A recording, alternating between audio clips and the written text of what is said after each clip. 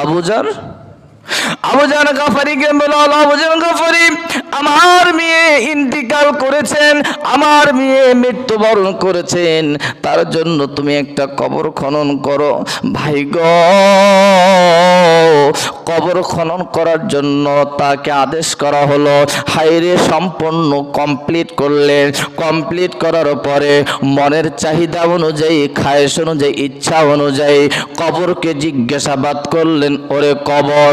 আর এখন বর্তমানে আমাদের সমাজের ভিতরে আমরা দেখতে পাই, যেটা আমরা দেখি, কবর খনন করতে করতে করতে করতে যখন ওই মানুষটা একটু হাঁপায়ে যায়, একটু আমার ভাইয়েরা ঘামিয়ে যায়, কবর থেকে উঠে আস্তব করে 2 আঙ্গুলের ফাঁসে লম্বা কয়েক ইঞ্চি একটা সাদা জিনিস দিয়ে আস্তব করে টান দেয়, আর নাক দিয়ে আর মুখ দিয়ে ধোঁয়া বাহির করে। এটার নাম কি?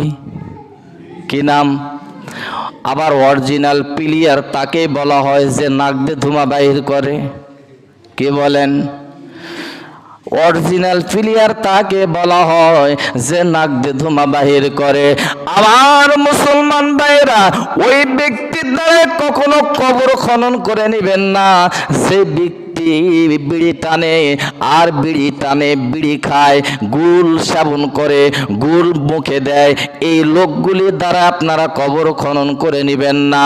আমি সকলকে বলে গেলাম, আপনাদের অন্তর থেকে আমি একটা জিনিস পাওয়ার আশা রাখি, সেটি সবাই বলেন ইনশাআল্লাহ। নেবেন? বিড়ি খরচ করে নেবেন কাজ আমার ভাইরা। আমার